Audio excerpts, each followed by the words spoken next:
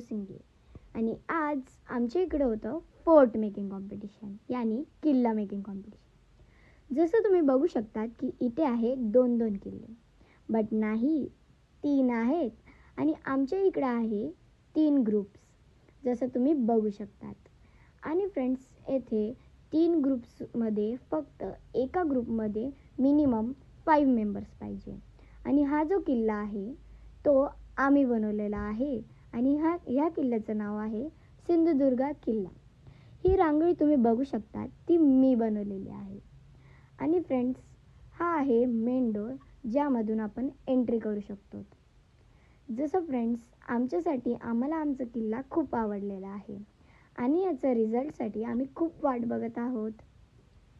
आणि फ्रेंड्स, हा आहे जंजिरा किल्ला।